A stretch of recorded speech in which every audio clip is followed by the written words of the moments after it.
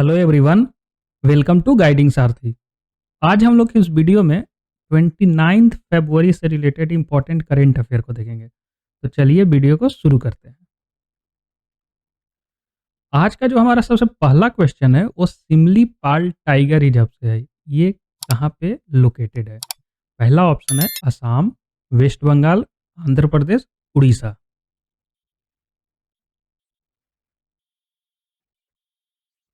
इसका जो सही जवाब है वो है उड़ीसा। सिमलीपाल टाइगर रिजर्व जो है सो उड़ीसा में लोकेटेड है। इसका लोकेशन देख लेते हैं। ये देखिए, ये है उड़ीसा में सिमलीपाल टाइगर रिजर्व। अगर हम सिमलीपाल टाइगर रिजर्व के बारे में बात करें तो इसको टाइगर रिजर्व डेजिग्नेट किया गया था 1956 में। और प्रोजेक्ट टाइगर जो इंडिया का चल रहा है जिसमें हम टाइगर को बचाना है एक्सटिंक्ट होने से, तो उसमें प्रोजेक्ट टाइगर के तहत इस सिमलीपाल टाइगर रिजर्व को डेजिग्नेट किया गया था 1973 में। इसे बायोस्फीयर रिजर्व भी घोषित किया जा चुका है 1994 में। और UNESCO world network of biosphere reserve, ये यूनेस्को के भी अंडर में आ गया था 2009 में। तो ये कुछ इंपॉर्टेंट पॉइंट था सिमलीपाल टाइगर रिजर्व के बारे में। और मयूरवंज एलिफेंट रिजर्व,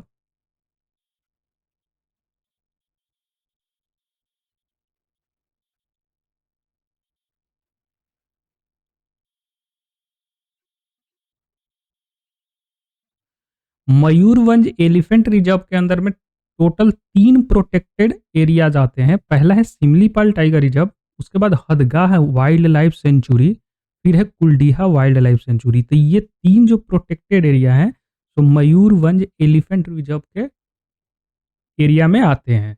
तो ये भी ध्यान रखिएगा कि ये तीनों तीनों जो हैं सो उड़ीसा में ही है। अभी ये न्यूज में क्यों है? अभी उड़ीसा उड़ीसा में जो सिमलीपाल टाइगर रिजर्व है तो वहाँ के जो chief conservation of forest officer जो हैं उन्होंने एनटीसीए को एक पत्र लिखा है, नेशनल टाइगर कंजर्वेशन अथॉरिटी को, कि नए दूसरे एरिया से फीमेल टाइगर को सिमलीपाल में इंट्रोड्यूस करने के लिए। वैसा इसलिए क्योंकि जो सिमलीपाल में टाइगर हैं उनको सूडोमेलानिज्म मेलानिज्म ये होता है जिसमें मेलानिन का प्रोडक्शन ज़्यादा होने लगता है। ये इंसान में भी होते हैं, जैसे अफ्रीकन नेशन में है लोग जो वहाँ पे काले होते हैं क्योंकि उनमें मेलानिन का ज़्यादा होता है मात्रा। तो उसी तरह से मेलानिज्म ये कोई प्रॉब्लम नहीं है, लेकिन वो एक जेनेटिक डाइवर्सिटी के रखने के कारण, कि जेनेटिक डाइवर्सिटी को मेंटेन किया जा सके, दूसरे जहाँ पे मेलानिन कम प्रोडक्शन होते हैं जो टाइगर में, वहाँ से नए फीमेल को इंट्रोड्यूस करना चाहते हैं ताकि यहाँ पे जेनेटिक डाइवर्सिटी मेंटेन हो सके। क्योंकि यहाँ पे जो टोटल 13 एडल्ट टाइगर जो हैं, 7 फीमेल एंड 6 मेल हैं, जिसको ये मेलानिन वाला प्रॉब्लम आ रहा है। ये कोई कंसर्न की बात नहीं है, टाइगर के लिए कोई दिक्कत नहीं है, लेकिन जस्ट टू मेंटेन डाइवर्सिटी यहाँ पे जो सुशांत नंदा जी हैं, chief conservation of forest officer, उन्होंने पत्र लिखा है एनटीसीए को, नेशनल टाइगर कंजर्वेशन अथॉरिटी को, कि दूसरे पार्ट से इंडिया के टाइगर को यहाँ पे इंट्रोड्यूस करने के लिए। ये देखिए, ये है नॉर्मल टाइगर, इसमें बहुत पतला पतला ब्लैक धारी है। अब यहाँ देखिए, ये मेलानिन से इस टाइगर, ये दुनिया में केवल सिमलीपाल में ही ऐसा है कि टाइगर ऐसा होता है, मेलानिन से के कारण ब्लैक होता है। अगर हम सिमलीपाल टाइगर रिजर्व के बारे में बात कर रहे हैं तो यहाँ पे 2 ट्राइब्स भी हैं, क्योंकि अगर न्यूज में है तो ये कोई ज़रूरी नहीं है कि सिमलीपाल ही पूछे, वहाँ का ट्राइब्स को भी पूछ सकता है कि सिमलीपाल से एसोसिएटेड इरंगा खरीहास, और दूसरा है मनकिरदियास, मनकिरदियास। तो ये जो 2 ट्राइब्स हैं इनके बारे में भी याद रखिएगा कि ये भी इसी सिमलीपाल टाइगर रिजर्व से ही एसोसिएट करते हैं, यहीं पे रहते हैं। चलते हैं नेक्स्ट क्वेश्चन पे। आज का जो हमारा दूसरा क्वेश्चन है वो अब्राहम अकॉर्ड से है। तो ये बताना है कि which of the following countries is signatory to the Abraham accord? Option A है UAE, Bahrain and Israel. B है Israel, Saudi Arabia, Egypt and Jordan. C है इजराइल, यूएई एंड जॉर्डन। और डी ऑप्शन है Israel, Sudan, Afghanistan and Pakistan. यहाँ पे option A सही है, UAE, Bahrain and Israel. Abraham accord जो है सो सितंबर 2020 में साइन हुआ था और यूनाइटेड स्टेट ऑफ अमेरिका जो है सो इसका मीडिएटर था। ये जो है सो इजराइल और गल्फ अरब कंट्रीज के बीच में साइन हुआ था। अगर एग्जैक्टली हम लोग बात करें तो सबसे पहले इसको इजराइल एंड यूएई के बीच में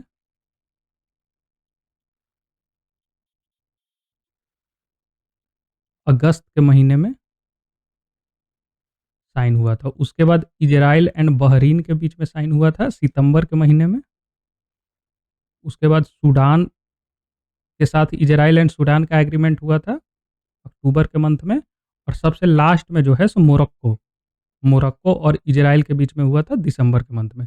तो ये टोटल इसमें 5 डेज़ जो हैं सो सिग्नेटरी हैं अब्राहम अकॉर्ड के। Israel, UAE, Bahrain, Sudan and Morocco. तो ये Ibrahim accord Israel and in 5 देश के बीच में साइन हुआ था। अब अब्राहम अकॉर्ड इसका नाम क्यों रखा गया? क्योंकि ऐसा माना जाता है कि जो जीविश और अरब के एंसेस्टर हैं बिब्लिकल अब्राहम, वो दोनों सेम ही हैं। तो इसलिए वहाँ से इसका नाम अब्राहम आया। अगर इसकी सिग्निफिकेंस की बात करें तो अभी भी जो कॉन्फ्लिक्ट चल रहा है इजराइल और फ़लस्तीन के बीच में, तो ये जब 2020 में साइन हो रहा था तो पहले से भी कॉन्फ्लिक्ट चलते आ रहा है, जिसके कारण अरब देश जो हैं सो इजराइल से रिलेशन नहीं मेंटेन करते थे, कोई भी एग्रीमेंट नहीं करते थे। तो इसमें से इसके कारण इस अब्राहम अकॉर्ड के साइन होने के बाद अब धीरे-धीरे दोनों के बीच में एंगेजमेंट बढ़ेगी, जो कि वर्ल्ड के लिए भी अच्छा है। अगर इंडिया के कंटेक्स्ट से बात करें तो इंडिया हमेशा से ही डायलेमा में रहता था, इजराइल से दोस्ती करें, इजराइल से ज़्यादा अगर संबंध इंक्रीज़ करते हैं तो अरब देश बुरा मान सकते हैं और अरब देश से अगर करें तो इजराइल को अच्छा नहीं लग सकता है। तो अब अगर इजराइल और अरब देश में ही आपस में एग्रीमेंट हो रहे हैं तो इंडिया भी दोनों से स्ट्रॉन्ग टाई मेंटेन कर सकता है। तो ये इंडिया के लिए भी अच्छा है। चलते हैं आज के नेक्स्ट क्वेश्चन पे। आज का जो थर्ड क्वेश्चन है वो जग्गा मिशन स्कीम से है। ये बताना है कि किस राज्य के द्वारा लॉन्च किया गया है? उड़ीसा, उत्तर प्रदेश, मध्य प्रदेश या वेस्ट बंगाल? जग्गा मिशन स्कीम जो है सो उड़ीसा के द्वारा लॉन्च किया गया था। ये कब लॉन्च हुआ था? 2018 में। 7 मई 2018। ये अभी न्यूज़ में क्यों है?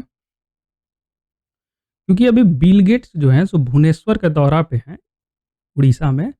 और ये जो स्लम एरियाज़ हैं, जग्गा मिशन है scheme for development of slum. तो ये जो बिल गेट्स अभी आए हुए हैं, वो इन स्लम एरिया में जाएँगे और देखेंगे कि जग्गा मिशन कितना सक्सेसफुल है, इसके तहत स्लम्स में लोगों को क्या मदद मिल रही है। तो इसलिए जग्गा मिशन अभी न्यूज़ में है।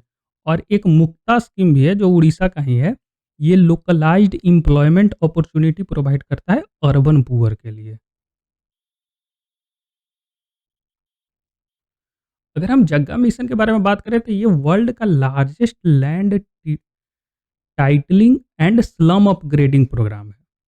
ये दुनिया का सबसे बड़ा है स्लम अपग्रेडिंग प्रोग्राम। इसका एम है to empower the slum dwellers. जो स्लम में हमारे लोग रहते हैं उनको और एम्पावर करना इसका मेन एम है। जो उड़ीसा के सीएम है नवीन पटनायक, उनका एक एम्बिशियस टारगेट है कि भारत में पहला राज्य बनना स्लम फ्री स्टेट। तो ये फर्स्ट स्लम फ्री स्टेट बनना चाहते हैं उड़ीसा, ऐसा टारगेट है। और ये इसी टारगेट को लेकर के चीफ मिनिस्टर नवीन पटनायक जी इस स्कीम को लॉन्च किए थे 2018 में। और अगर हम देखें कितना स्लम्स है तो 2919 स्लम्स है टोटल उड़ीसा में, जिसको जग्गा मिशन प्रोग्राम के तहत अपग्रेड किया जाएगा। अगर हम और जग्गा मिशन प्रोग्राम के बारे में देखें तो इसको वर्ल्ड हैबिटेट अवार्ड भी मिल चुका है 2023 में यूएन के द्वारा। तो और एक पहले भी इसको मिला था 2019 के टाइम में भी जग्गा मिशन को ही वर्ल्ड हैबिटेट अवार्ड। तो ये भी इम्पोर्टेंट पॉइंट है, इसको भी ध्यान रखिएगा। चलते हैं आज के नेक्स्ट क्वेश्चन पे। आज का जो क्वेश्चन 4 है वो unlawful activity prevention act UAPA से रिलेटेड है। पहला स्टेटमेंट है, it will be applicable to the offender in the same manner even if crime is committed on the foreign land outside India. Second statement है, the union government has the power to designate an individual और an organisation as a terrorist. Under the UAPA, the investigating agency can file a charge sheet in maximum 180 days after the arrest। तो ये बताना है कि ये तीनों statement में से कौन कौन सा स्टेटमेंट सही है, any one, any two, all of the above या नन ऑफ द अबव।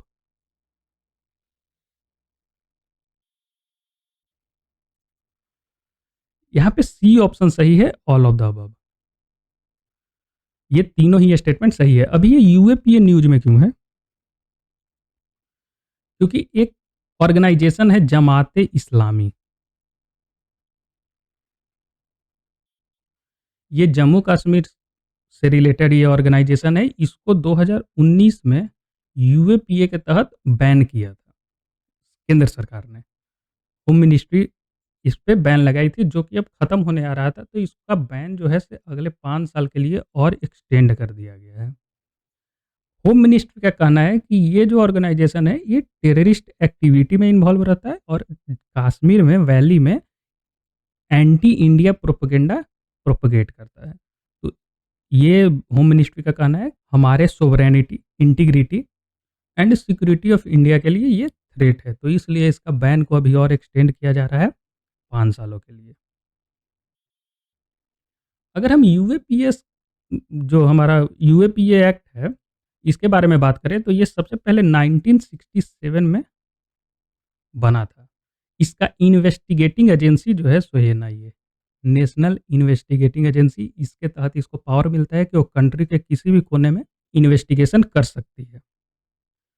और इस एक्ट का एक इम्पॉर्टेंट फीचर है कि आप अगर कोई भी क्राइम फॉरेन लैंड पर भी होगा तो उसको सेम मैनर में ट्रीट किया जाएगा जैसे इंडियन सॉइल पर अगर क्राइम होने पर ट्रीट किया जाता है। और इस स्कीम के तहत इन्वेस्टिगेटिंग एजेंसी को ये बोला गया है कि आप अगर किसी को अरेस्ट करते हैं तो आप मैक्सिमम 180 डेज के अंदर में उस केस से रिलेटेड चार्जशीट को फाइल कर देंगे। तो ये है यूएपीएस। अगर इसका अमेंडमेंट के बारे में बात करें तो ये 2 बार अमेंड हो चुका है। 2004 में एक बार अमेंड हुआ था और एक 2019 में। 2004 के अमेंडमेंट में इसमें टेररिस्ट एक्ट इंक्लूड किया गया था 2004 अमेंडमेंट में। और 2019 का अमेंडमेंट की अगर बात करें तो इसमें 2 इम्पोर्टेंट पावर दिया गया था। वो है, पहला था डायरेक्टर जनरल ऑफ एनआईए को पावर दिया गया था कि आप इस जिस पे इन्वेस्टिगेशन चल रहा है उसका प्रॉपर्टी को अटैच कर सकते हैं, सीज कर सकते हैं। तो ये डीजी को ये पावर दिया गया था 2019 के अमेंडमेंट में।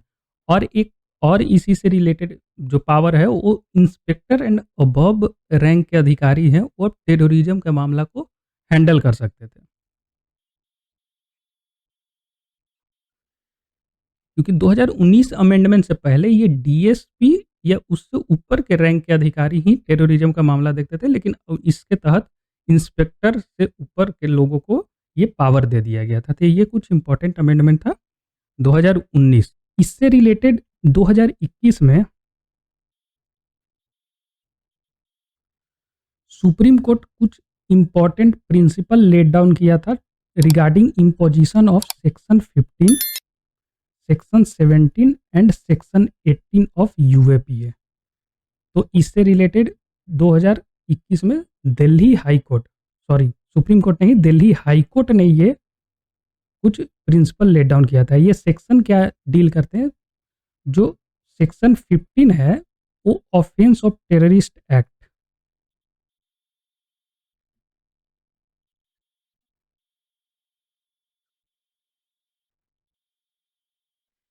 ये section 15 offence of terrorist act से रिलेटेड है। और अगर सेक्शन 17 की बात करें तो ये punishment for raising fund for committing a terrorist act. और सेक्शन 80 जो है सो offence of punishment for conspiracy.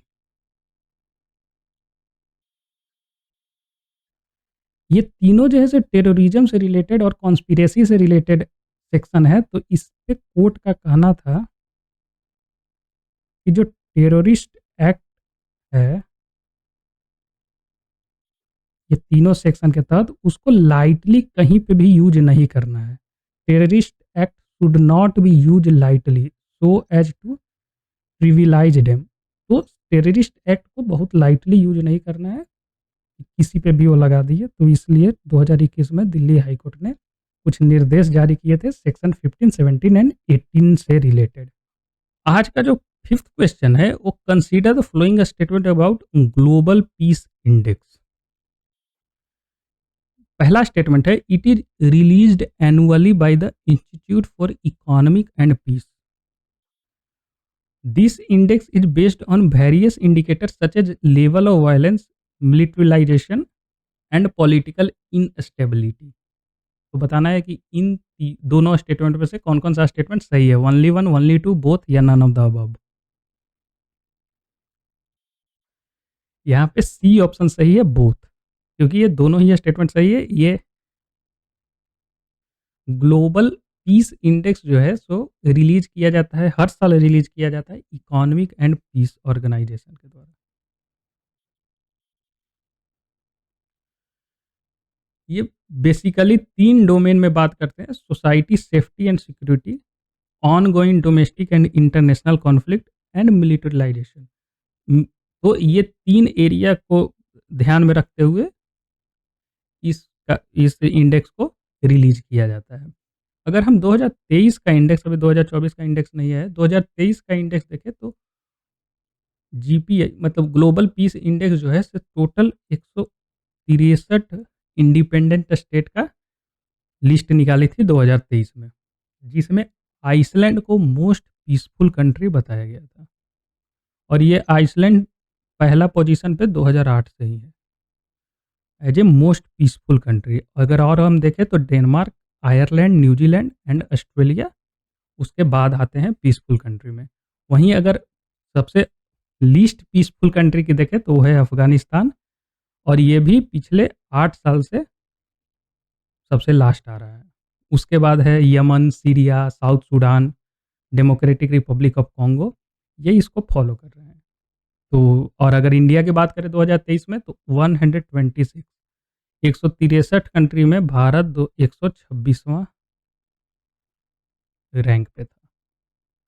तो ये है ग्लोबल पीस इंडेक्स। आज के लिए बस इतना ही। वीडियो पसंद आया तो लाइक कीजिए, चैनल को सब्सक्राइब कीजिए and press the bell icon. Thank you and good day to all.